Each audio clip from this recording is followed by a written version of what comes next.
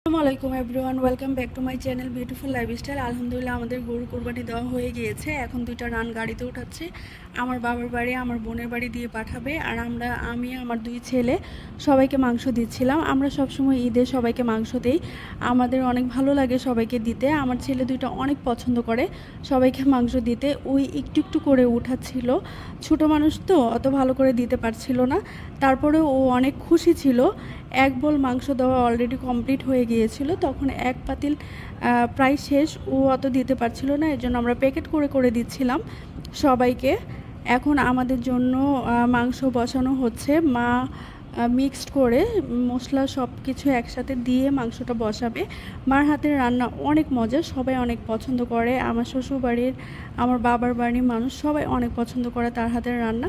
সে রান্না করতে অনেক পছন্দ করে। সে ঈদের আগের দিন সারা রাত রান্না করে। ঈদের পরে আমাদের পাশে মসজিদ, সবাই নামাজ পড়ে এসে আমাদের বাসায় খাওয়া দাওয়া করে। এই জিনিসটা আমাদের অনেক ভালো লাগে। ঈদটা আরও বেশি আনন্দময় হয়ে ওঠে সবাই যখন এসে আমাদের বাসায় খাওয়া দাওয়া করে। তো এখন লবণ দেওয়া হচ্ছে, পেঁয়াজ দিল, আদা রসুন দেওয়া হচ্ছিল। আর আমার শাশুড়ি স্পেশাল একটা মশলা বানিয়ে রাখে সবসময়, ওই মশলাটা দিয়েছে। এখন হলুদ আর মরিচ দিচ্ছিল।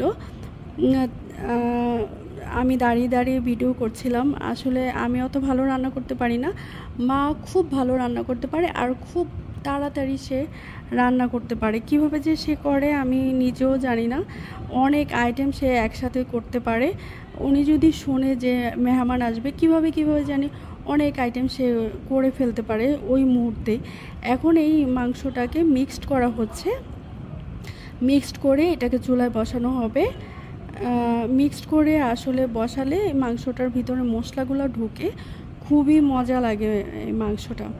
দেখেন কতটা সুন্দর কালার এসেছে, খেতেও অনেক ইয়াম্মি হয়েছিল, অনেক মজা ছিল। এখন মা কোরমা রান্না করে নামিয়েছে, কোরমাটা দেখাচ্ছি। আর এখানে তিল্লি রান্না করেছিল, কোরমা আরেক পাতিল বসিয়েছে মা। কোরমা সবাই পছন্দ করে। আর মা কোপ্তা বানিয়ে রেখেছিল, আমি একটু ভাজছিলাম। আমাদের একটা গেস্ট এসেছিল, গেস্টের জন্য কোপ্তা ভাজছিলাম। আর চাপ রেডি করে রেখেছিল, চাপটাও ভাজবো একটু পরে।